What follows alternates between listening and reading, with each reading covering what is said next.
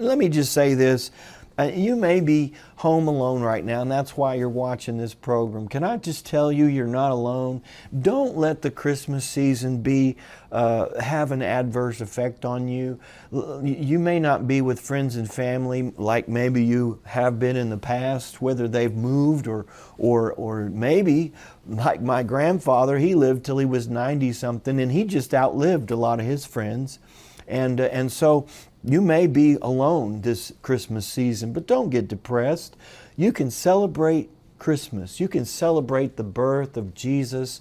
I just, it just hit me that Christmas is bigger than friends and family. And friends and family are important, don't get me wrong, but not everyone can be with their family this week. Not everyone is going to be able to connect like they used to.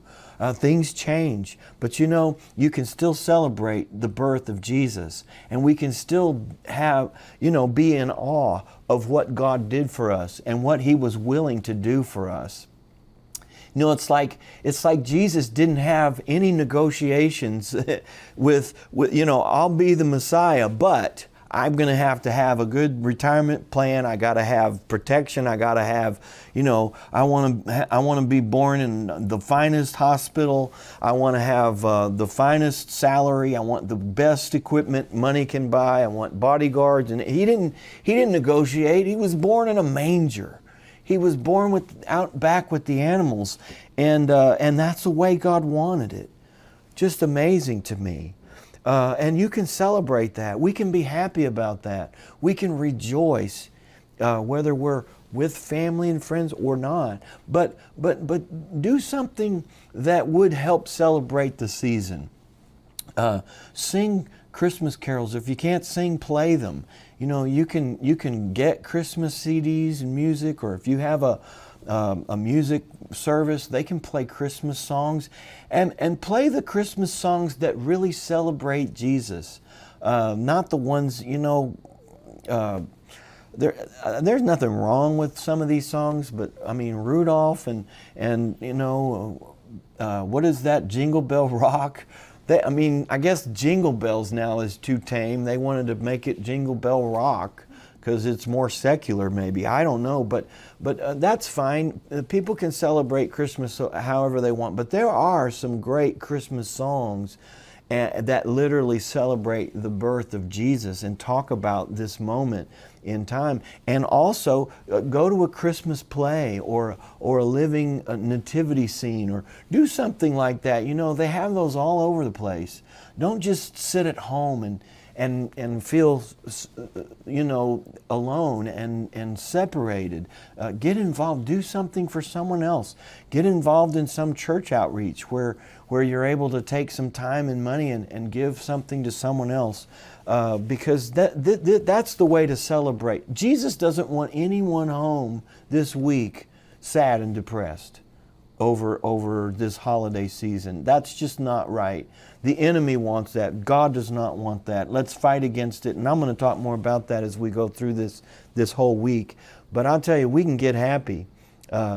Joy to the world, the Lord has come. That is a Christmas verse and a Christmas attitude. We are thrilled today because the Lord has come. So Jesus was born in a manger. He was born in a stable because He was and is the servant king. Let me read this to you, Philippians 2:5. It says, "Let this mind be in you, which was also in Christ Jesus, who being in the form of God did not consider it robbery to be equal with God, but made Himself of no reputation, taking the form of a bondservant and coming in the likeness of men." And He did come in the likeness of men. He was born as a human baby in a manger and laid in a feed trough. And man, that's quite a picture. And I know we romanticize the manger scene because it's holy. I mean, if God, the Son of God, is going to be born in a manger, it's going to be sanctified, holy, anointed, wonderful. In fact, there's no place you'd rather be than where Jesus is. So I bet for that Christmas season, that manger was the best place on earth to spend Christmas, because Jesus was right there. What a blessing for the people. And we'll look at some of them that did recognize what was going on. But by and large, the world didn't realize what was happening in that manger that week. They just didn't realize it. It says, "And being found in appearance as a man, he humbled himself and became obedient to the point of death, even the death of the cross." So John says it this way: "In the beginning was the Word, and the Word was with God, and the Word was God." And then in verse 14, "And the Word became flesh and dwelt among us, and we beheld His glory, the glory as of the only begotten of the Father, full of grace and truth."